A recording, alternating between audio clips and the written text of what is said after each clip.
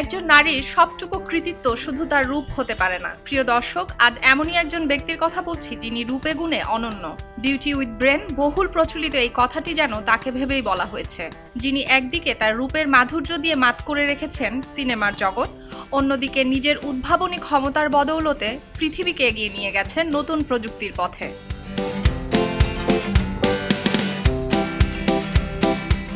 বলছি রূপসী Austrian American অভিনেত্রী এবং একজন বিজ্ঞানী লেডি হ্যামারের কথা। 1941 সালে তিনি বর্ণালী ভিত্তিক প্রযুক্তির প্যাটেন্ট অর্জন করেন, যেটি আজকের জিপিএস, ব্লুটুথ এবং নিরাপদ ওয়াইফাইয়ের মতো অত্যাধুনিক তারহীন যোগাযোগ ব্যবস্থার অগ্রদূত হিসেবে কাজ করছে।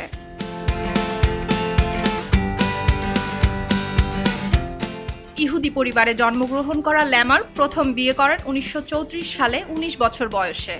ল্যামারের অস্ট্রিয়ান ধর্নাঢ্য স্বামী সামরিক অস্ত্র প্রস্তুতকারক ফ্রিটস ম্যান্ডেলের কাজ ছিল নাৎসিদের কাছে অস্ত্র সরবরাহ করা। দাম্ভিক স্বামীর সাথে অসুখী সংসারের পাট চুকিয়ে রাতের অন্ধকারে সাইকেল চালিয়ে ল্যামার পালিয়ে চলে আসেন যুক্তরাষ্ট্রে। স্বল্প সময়ের মধ্যেই থিতু হয়ে যান বেভারলি হিলসের এবং নিজেকে অভ্যস্ত করে নেন গ্ল্যামারাস জীবনের সাথে। চুক্তিবদ্ধ হন হলিউডের মেট্রো গোল্ডউইন মেয়ার স্টুডিওর সাথে। প্রথম আমেরিকান চলচ্চিত্রেই বাজিমাত করেন তিনি। অ্যালজিয়ার্স নামের চলচ্চিত্রে অভিনয় করে ল্যামার কাঁপিয়ে দেন বক্স অফিস। কথায় আছে, প্রতিভা কখনো চাপা থাকে না, শুধু দরকার একজনকে যিনি তার প্রতিভার মূল্যায়ন করতে পারেন অথবা পৃথিবীর সবার সামনে তাকে পরিচয় করিয়ে দিতে পারেন।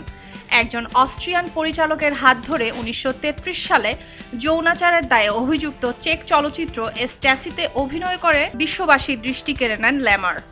এছাড়া যুক্তরাষ্ট্রে আসার পর তিনি সান্নিধ্য পান জন এফ কেনেডি এবং হার্ওয়ার্ড হিউজের মতো ব্যক্তিদের, যারা তার পাশে ছিলেন বলেই তিনি গবেষণা কাজ চালিয়ে যেতে পেরেছিলেন।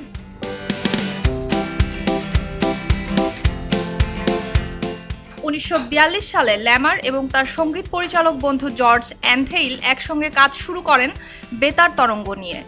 সুনির্দিষ্ট করে বলতে গেলে জার্মান নাৎসি বাহিনীকে পরাস্ত করতে সামরিক এবং মুঠোফোন উভয় ক্ষেত্রে নিরাপদ যোগাযোগ ব্যবস্থার উন্নতি সাধন করা। কয়েক দশক পরই ল্যামার এবং তার বন্ধু যৌথভাবে ইলেকট্রনিক ফ্রন্টিয়ার ফাউন্ডেশন পায়োনিয়ার অ্যাওয়ার্ডে ভূষিত হন এবং একই বছর ইতিহাসের প্রথম নারী হিসেবে হেডি ল্যামার আবিষ্কার দুনিয়ার অস্কার খ্যাত বালবি নাস স্পিরিট অফ অ্যাচিভমেন্ট অ্যাওয়ার্ড অর্জন করেন। 1958 সালে দ্য ফিমেল অ্যানিম্যাল ছবিতে কাজ করার মাধ্যমে তার বর্ণাঢ্য চলচ্চিত্র জীবনের সমাপ্তি ঘটে। 1966 সালে তিনি প্রকাশ করেন সর্বমহলে দারুণ সমালোচিত এবং আলোচিত তার আত্মজীবনী স্ট্যাসি অ্যান্ড মি। 1913 সালের 9 নভেম্বর ল্যামারে জন্ম নেয়া নিভৃতচারী এই অভিনেত্রী এবং গবেষক ফ্লোরিডায় নিজ বাসস্থানে 2000 সালে মৃত্যুবরণ করেন। তার অভিনীত চলচ্চিত্রগুলোর মধ্যে রয়েছে tortilla, flat, lady of the ট্রপিক্স, broom town এবং স্যামসাং অ্যান্ড ডেলিলা। সুলতানা দিনা, খবরের কাগজ। এলো খবরের কাগজ, নিখাত, নির্ভীক, নিরপেক্ষ।